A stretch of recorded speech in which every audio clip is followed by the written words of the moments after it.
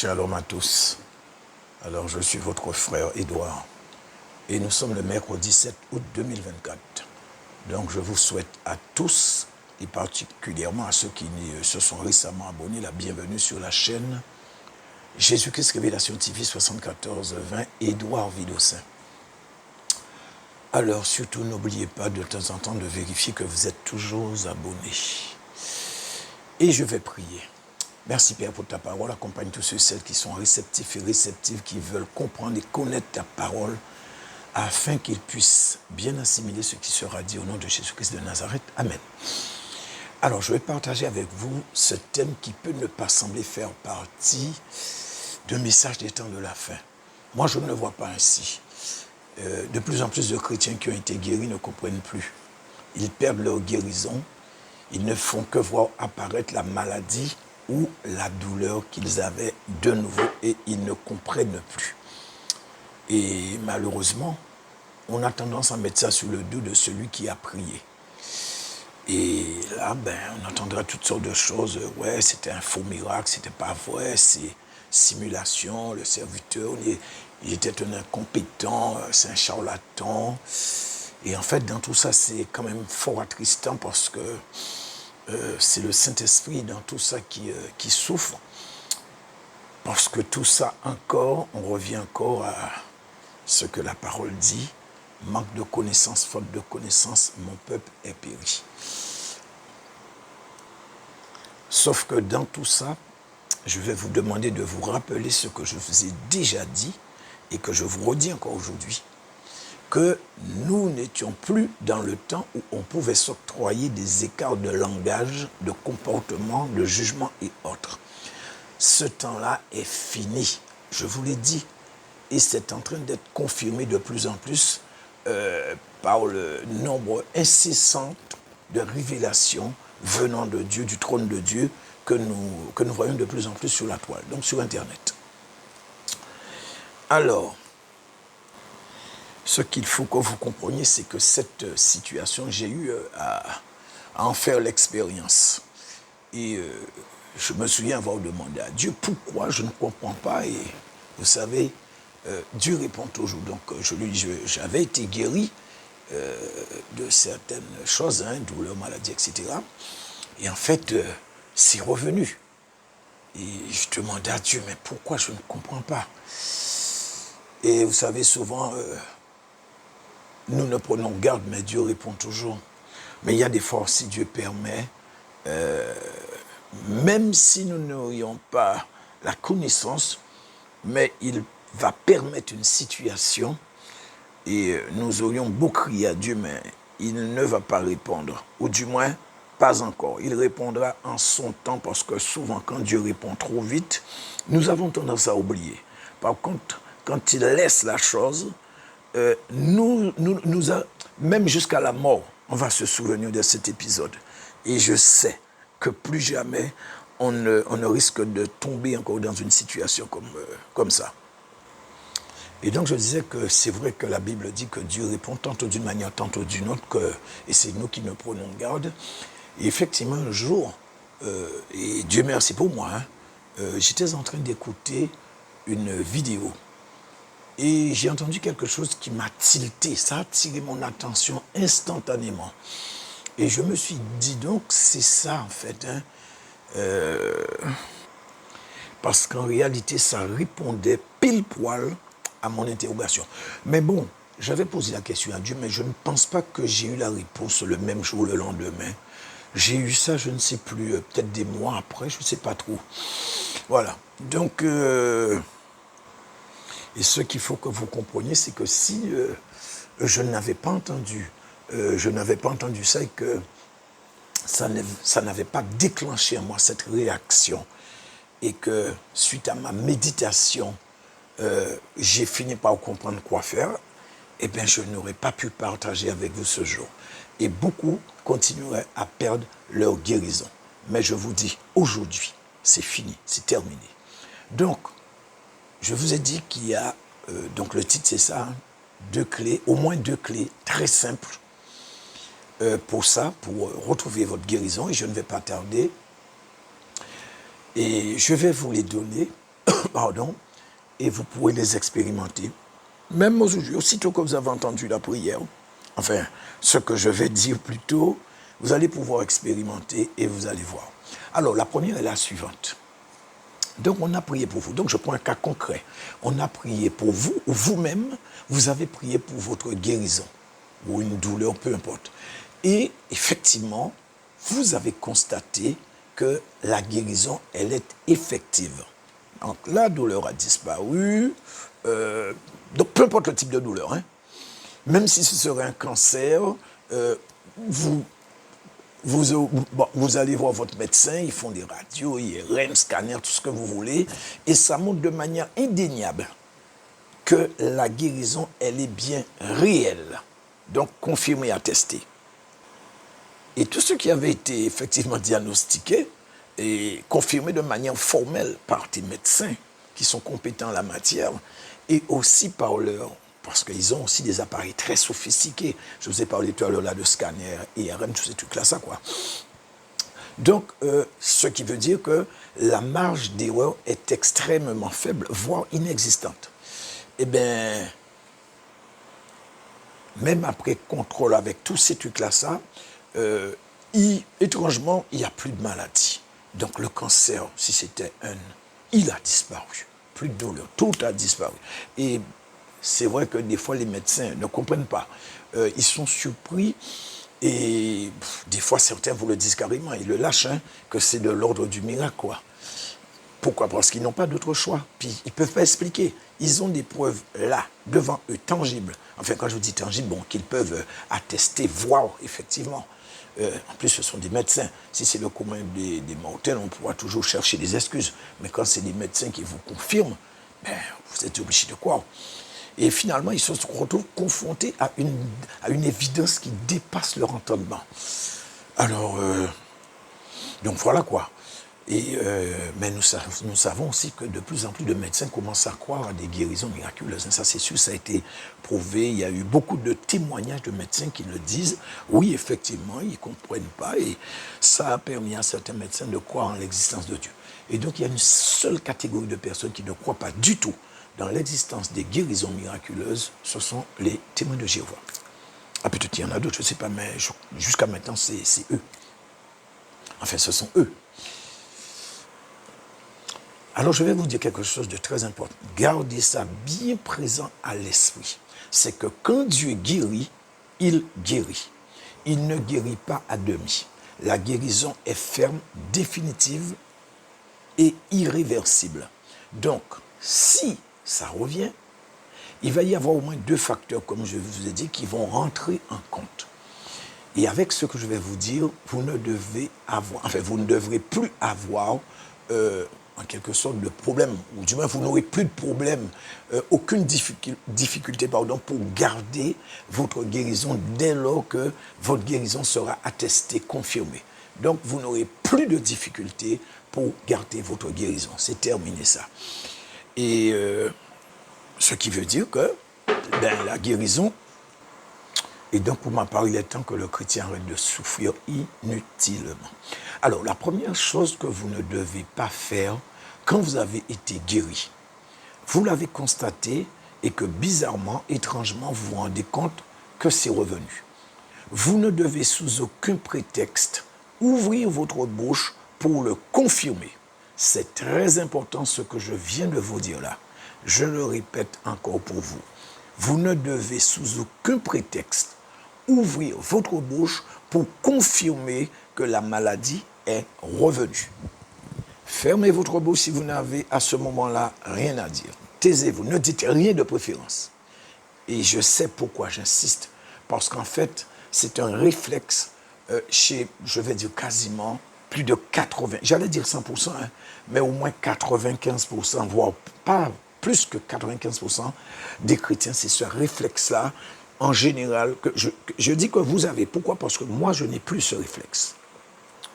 Alors, pourquoi vous ne devez rien dire? En tout cas, par rapport à ce que je viens de vous dire. Parce que si vous ouvrez votre bouche et que vous attestez la présence de la maladie, le retour de maladie, même si effectivement vous avez mal, vous souffrez de nouveau atrocement au même endroit. Et quand je parle de maladie, de douleur, tout ça, je parle aussi d'allergie. Vous avez la possibilité d'attester la présence de la douleur. Mais vous ne devez surtout pas confesser de votre bouche que vous êtes de nouveau malade, que la maladie est revenue ou que la douleur est revenue. En fait, il y a, si vous voulez, une différence fondamentale entre ces deux faits. Le retour de la maladie pourrait être simplement de votre fait, puisqu'à ce moment-là, il y a de fortes chances que ce ne soit pas la maladie ou la douleur. Alors pourquoi je dis ça? Qu'il y a de fortes chances que ce ne soit pas la maladie ou la douleur.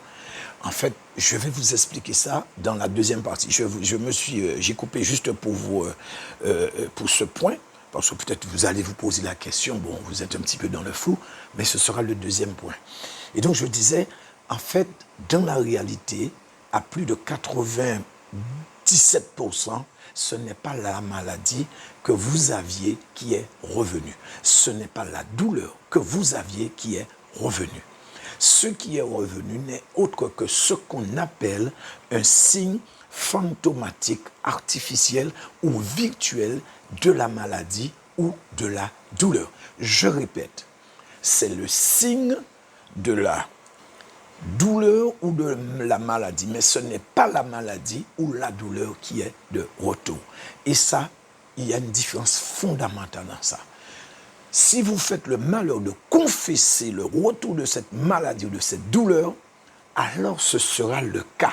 À ce moment-là, c'est le cas. Tant que ce n'est pas sorti de votre bouche, tant que vous n'avez pas confessé, pour l'instant, vous avez juste une douleur ou des douleurs.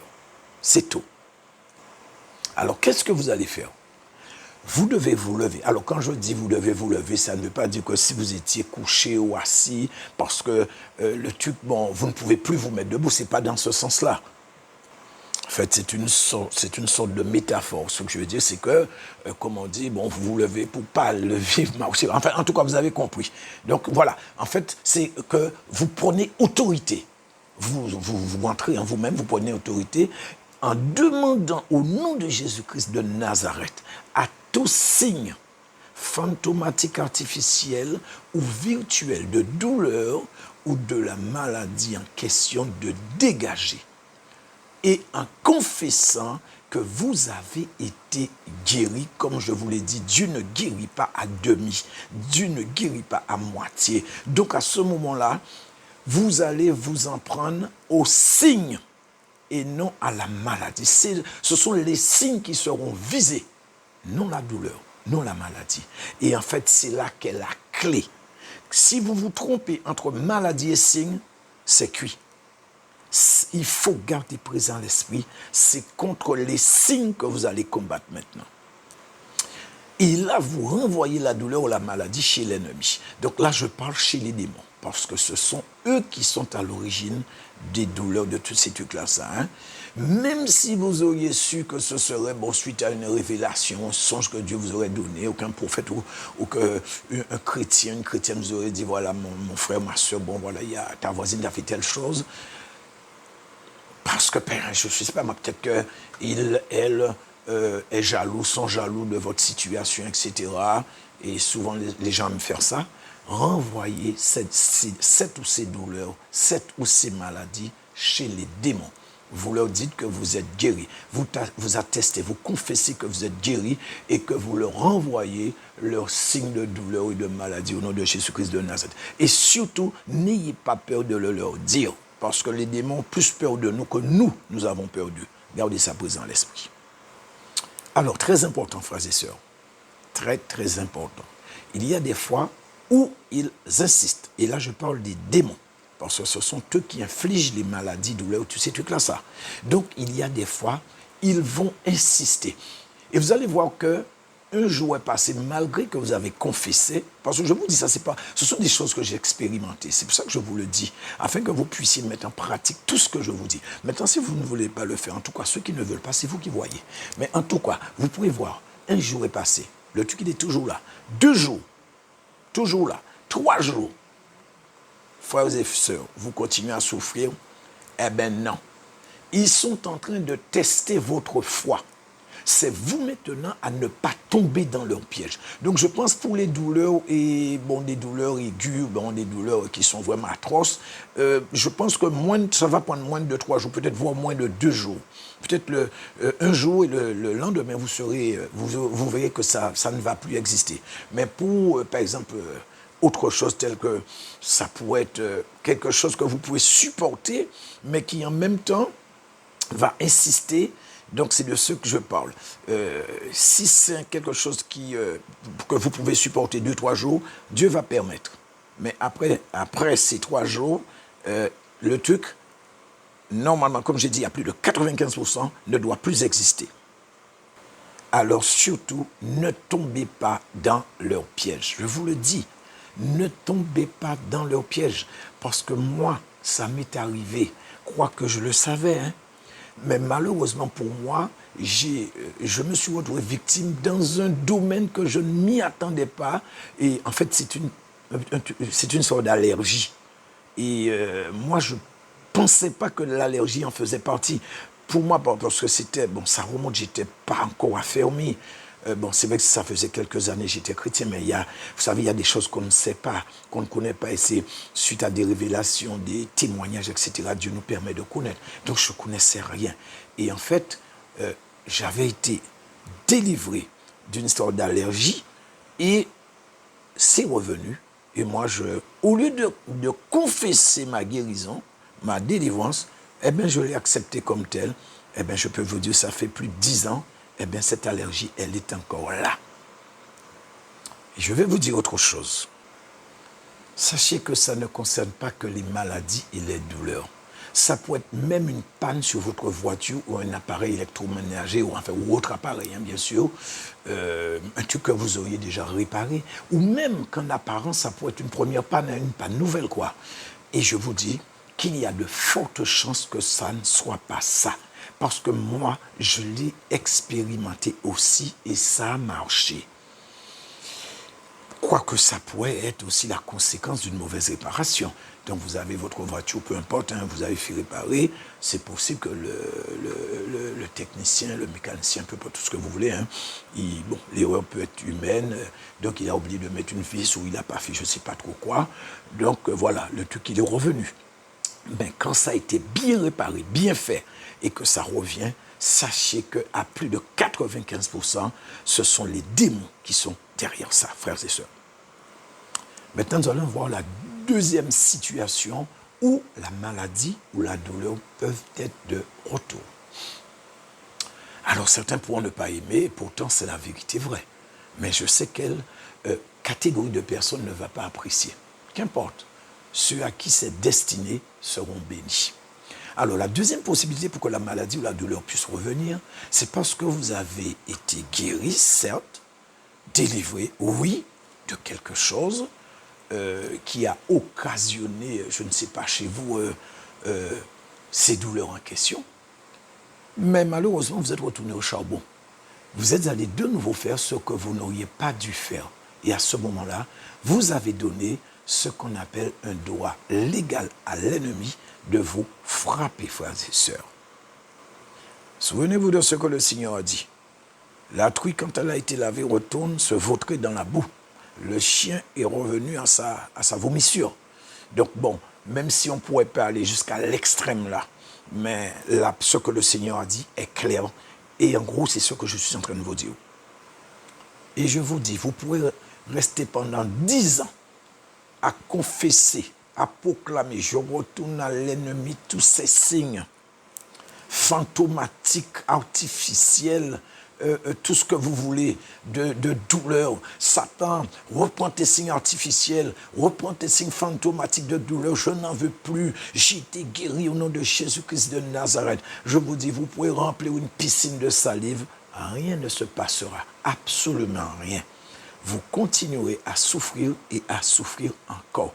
Et même que ce sera pire, parce que la parole de Dieu est claire. Vous avez été délivré, guéri, etc. La maladie est partie, les démons sont partis. Si vous retournez au charbon, la situation va devenir plus pire parce que ceux qui sont partis vont revenir chacun avec un démon. Donc, s'il y avait 7 démons, chacun va revenir avec 7. Donc, vous serez à 8 multiplié par 7, je crois. Ou 8 fois 8, non, c'est 7. Mais ouais. Donc, 7 fois 8. Donc, si c'est un qui est parti, c'est 7 qui vont revenir. Si c'est 7 qui sont partis, non, c'est 8 qui vont revenir. Donc, ce sera 56. Donc, votre situation sera encore plus pire. Et donc, pour ce cas-ci, il y a une seule solution. C'est la confession. Il n'y en a pas d'autre. Donc, non seulement vous devrez confesser à Dieu, quoique Dieu ait vu, il le sait, mais vous allez devoir aussi confesser à un frère ou une sœur. Si vous avez confiance, choisissez de préférer. En fait, priez s'il le faut, demander à Dieu de vous conduire vers un frère ou une sœur, ou bien Dieu va envoyer un frère ou une sœur pour vous. Si vous êtes sincère dans votre cœur, vous voulez effectivement confesser. Vous pouvez confesser aussi à votre pasteur, etc. Et Dieu va vous guérir, Dieu va vous délivrer. S'il s'agit de délivrance, à ce moment-là, il faudra encore de nouveau prier pour la délivrance. Si c'est la maladie, on va prier pour vous, donc vous serez de nouveau guéri. Et il faudra à ce moment-là faire attention pour ne pas retourner encore au charbon. Alors maintenant, il y a un cas particulier. Le cas de... Donc je parle là de maladie dans la chair. Hein, le cas de l'adultère. Vous devez confesser votre cas d'adultère à votre époux ou votre épouse. Je répète, dans le cas d'adultère, vous allez devoir confesser à votre époux ou votre épouse ce cas d'adultère. Parce que j'ai eu à l'expliquer dans un enseignement, c'est quand même assez ancien, il me semble que c'était sur la chaîne de MRB que j'avais envoyé ça. N'oubliez pas que l'union d'un couple, c'est 2 personnes. Celui ou celle qui ira commettre ce péché-là, à ce moment-là, vous ne serez plus à 2 dans le lit, mais vous serez à 3 dans le lit. Donc c'est pour cela qu'il faut confesser à l'autre, afin que vous puissiez rétablir ce qui était à l'origine, c'est-à-dire les 2. Ah oui, j'avais oublié, et en plus c'est l'un des plus importants. Il y a aussi le non-pardon. Je vous assure, ça cause des maladies physiques très, très, très douloureuses. J'en ai été victime pendant environ 3 mois. Donc voilà pourquoi je vous ai dit au début, des fois Dieu peut permettre que ça dure afin qu'on n'oublie jamais. Et comme le non-pardon est l'un des pires péchés qui existent, c'est pour cela qu'il est dans la prière du Notre Père. Vous voyez, ce n'est pas pour rien que Dieu l'a mis. Regardez la quantité de choses qui auraient pu être dans cette prière, mais non, on trouve juste ce qui est vital pour nous. Notre pain quotidien, quoi encore? Oui, juste le pain quotidien. Et avec, il y a le pardon. Parce que le non-pardon, c'est terrible, frères et sœurs. Donc soyez très, très prudents. Pardonnez. Si vous n'arrivez pas à pardonner, demandez à Dieu à travers vous pour que vous puissiez arriver à pardonner à quelqu'un si vous ne pouvez pas le faire. Parce qu'il y a des fois, c'est difficile. Bon, c'est pas si facile. Des fois, on dit qu'il faut pardonner. Mais je vous assure, des fois, en fonction de la situation, il y a des gens qui disent, oui, je pardonne facilement. Mais ça dépendrait de ce qui a été fait, ce qui serait impliqué. Et c'est à ce moment-là qu'on va voir qui pardonne, qui ne pardonne pas. Et pourquoi je vous dis ça? Parce que ça a été mon cas. Je suis resté, je vous l'ai dit, 3 mois en souffrance. J'ai beau crier à Dieu, je dis, je ne comprends pas, mais pourquoi? Eh bien, en fait, c'est un démon de non-pardon qui était venu s'asseoir sur mon épaule. Et je ne le savais pas. J'avais déjà témoigné cette situation. Eh bien, c'est après 3 mois que Dieu m'a permis, en m'envoyant une sorte de flash. Ça n'a même pas duré 5 secondes. Hein. J'allais travailler et puis j'ai pointé le doigt sur un drogué qui était dans la rue et j'ai dit que ces gens, je ne les pardonnerai jamais. Pourtant, vous voyez, il n'y a eu rien entre ce personnage et moi, absolument rien. Le fait que c'est sorti de ma bouche. Rappelez-vous ce que je vous ai dit pendant que je faisais cet enseignement avec vous. Je vous ai parlé de ce qui sort de la bouche. C'est important, frères et sœurs. Et donc, c'était sorti de ma bouche. J'ai dit que ces gens, je ne les pardonnerai jamais. Parce que avant d'être drogués, ils voient ceux qui sont drogués, dans quelle situation ils sont, et ils vont faire la même chose. Alors, je ne les pardonnerai jamais.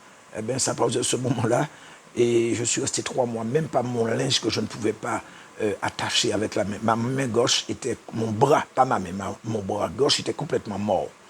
Je vous dis que quand je dormais la nuit, quand je me retournais et que je me retournais sur le mauvais, donc sur le bras gauche, je peux vous dire qu'on m'entendait jusque sur la lune, hein, parce que ça faisait atrocement mal.